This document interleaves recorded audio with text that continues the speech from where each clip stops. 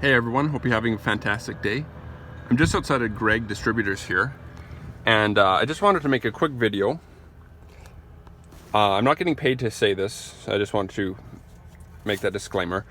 But I was looking for some different fittings for the coolant lines for the Thunderbird, and had no luck to really bad luck at, I ended up going to, I think, six stores yesterday, and just, I don't know why I didn't think of this earlier, because I've used them in the past. But yeah, I'm not getting paid to say it, so just to get that out of the way. Obviously, it's my channel is pretty small, so I doubt anybody would respond to me. But yeah, they're a really good company. They're Canadian based, owned and operated, and they source a lot of their parts, if not all, from Canada. I forget exactly. They have like a little blurb about how they source their parts, but I think a lot of them are Canadian based and sourced.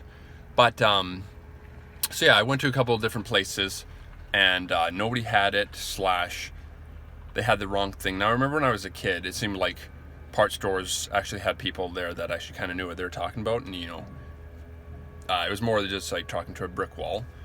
But that's kind of what it is now, unfortunately. A lot of places, at least the ones that I are in my area.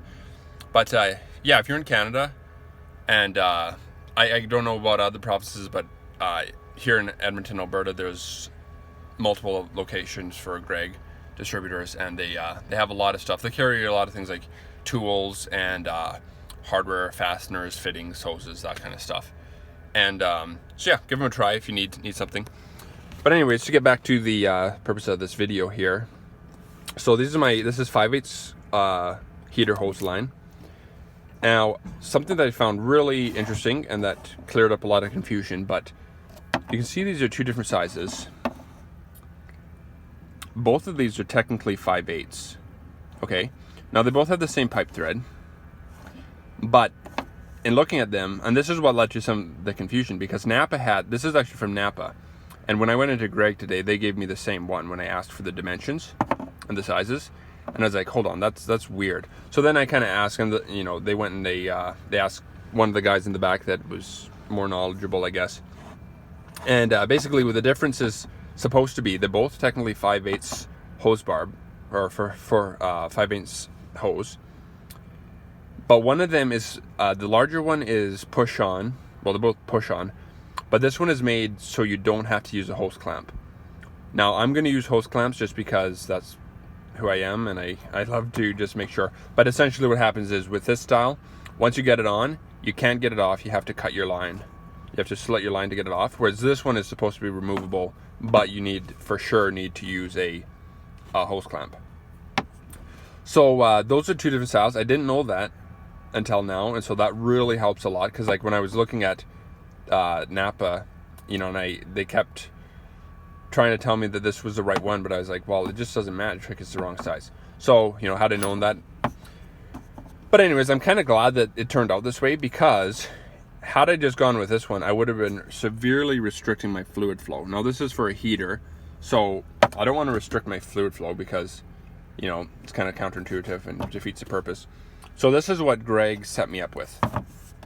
So basically what this is just a 90-degree here, and it has the same size pipe thread, a male and a female side. So it's in my application here, it's 1/2-inch NPT thread, and then I got another straight fitting. So these are both the same style. One's a little bit longer barb, but it's you know, essentially the same.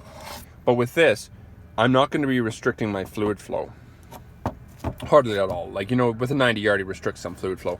But so yeah, just something to think about. I wanted to pass this on. If you run into this, it is technically both correct. They both will work. When I put this one in here, it goes in snug, but it's not tight, and it is removable. Whereas once you get this one in, you know, I haven't put it in because I know it's not going to come off. But yeah, technically speaking, you don't have to use a hose clamp with this larger style.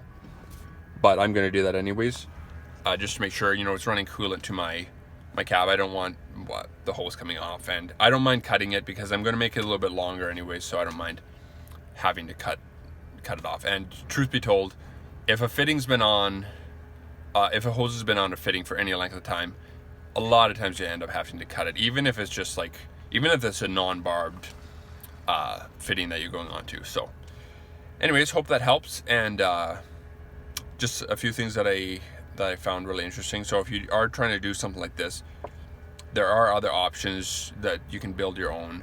And so if you're looking for something like that, you could try online. But the ones I saw online that came up were much more expensive.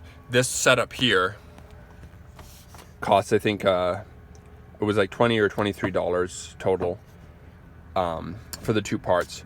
This one from Greg was like $7 or something, but you're really going to lose out on your fluid flow, especially if you're running like a smaller heater like I am. The more coolant that I can get flowing to the heater box, the better. So anyways, thanks for watching, and like and subscribe.